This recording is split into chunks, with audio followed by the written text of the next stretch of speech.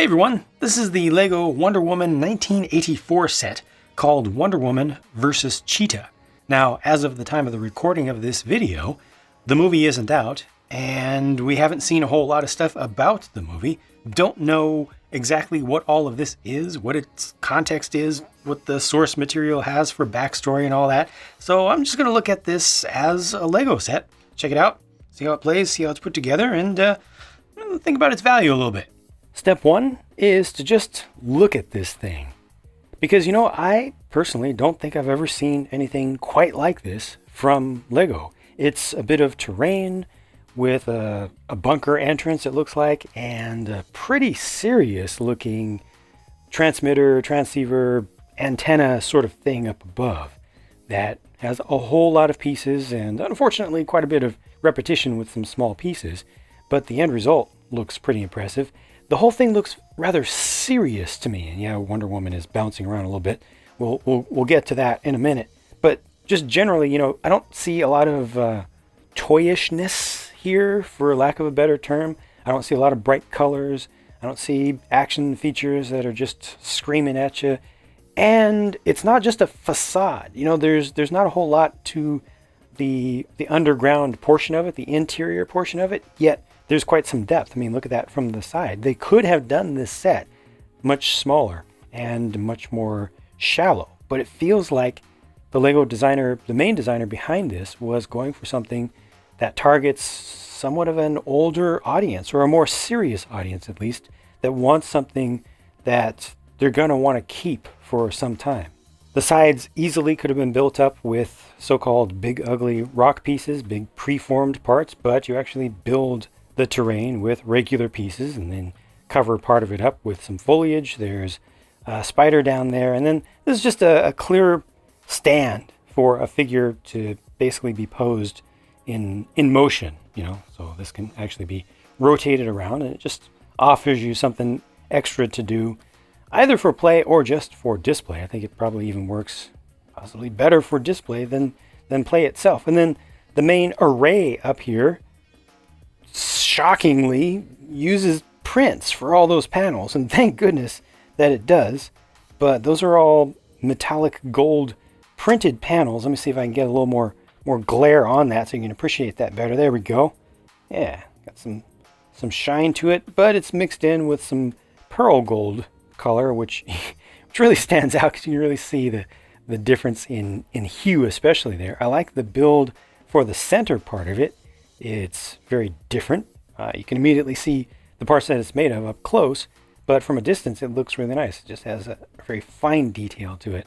And looking at how all of this is built from around the back to get some of the curvature, the angles for the panels there, they use these bull bar pieces. They're bumpers, essentially. They're bumper pieces, which is a good use. And also the dark tan 1x2 rounded plates with hollow studs. Those work out well. And ultimately, all of this is able to be moved around. You can angle this up and down so it's got some articulatability. You can spin the whole thing around, and in fact, there is an action feature. It's geared. It's just not screaming at you. It's right down here. They use a tan colored knob, and that allows you to rotate this kind of remotely. Now, is that a very useful action feature? I don't think so, because you can always just turn it up here. But they did include it. I'm not going to complain about it, because again, it doesn't really subtract.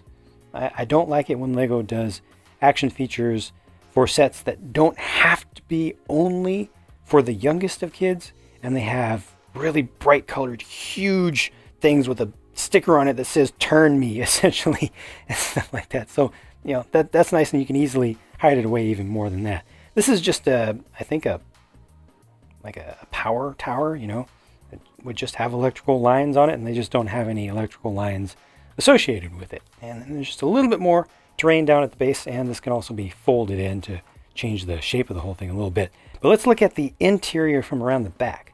There's really not a lot built inside of here, and the space relies very heavily upon stickers to give it some detail. You're seeing a lot of TV monitors that are up. Some of them have just the regular color bars. Some of them just have static. But the door, you notice, has what appears to be the presidential seal of the United States, or representation thereof. I'm pretty sure what this is intended to be is a governmental doomsday bunker. So this would be where the president would stand, and you would bring a camera in here, and there's a little platform in the middle where you can place a camera on a stand, on a tripod or something. Or you can put a figure there as well, I guess. But I think it's intended to just have the camera there, and this is where they would do, press briefings and things and addresses to the nation. That's what this looks like to me, but that may prove to be wrong. Once the movie comes out, we shall see. I will point out just one last thing. Those stickers on those tan panels are a little bit difficult to line up because they are on highly concave surfaces. It's just awkward.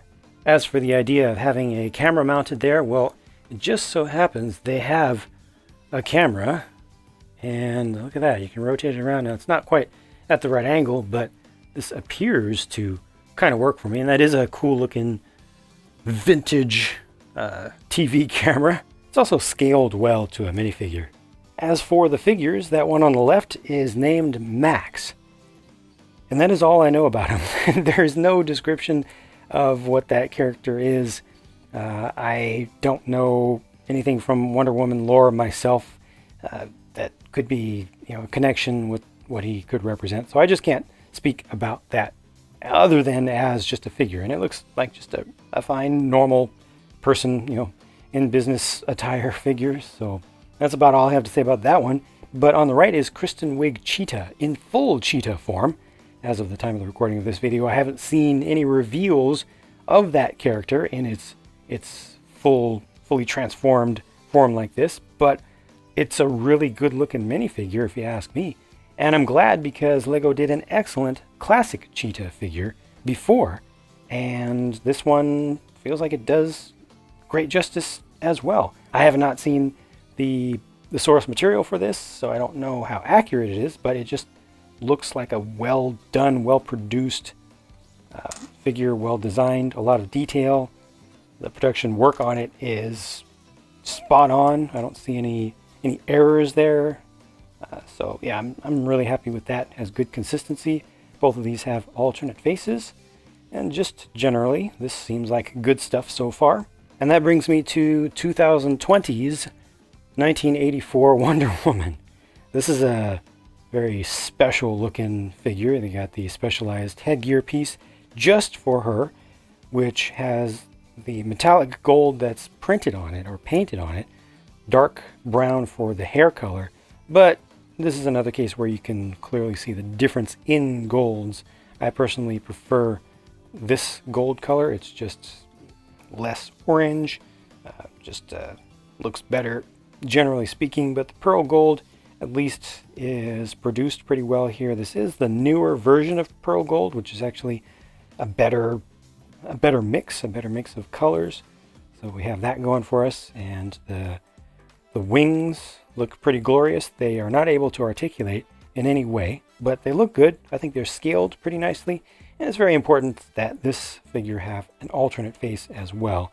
So there's that one. It's probably a more useful one, probably one that more people will want to have facing forward. And there's the print on the back of the torso, where you even have gold on gold for the torso, front and back both. But the execution there, I think, is on the same level as on the front, and it's a good figure that I think will be pretty collectible. And last up, these are the leftover spare pieces, and that's the spent sticker sheet, so you see just what the sticker load is like for this set. The price is $40 US for 371 pieces, and I think that's okay, but for the amount of plastic that I see here, I would have preferred $35 US to be the asking price for it. Now, I realize I do say that with some frequency. I wish such and such a set was $5 less in the US. But if it seems like I say that all the time, observe the fact that I sometimes say I wish a set was $10 less. I wish a set was $15 less, $20 less.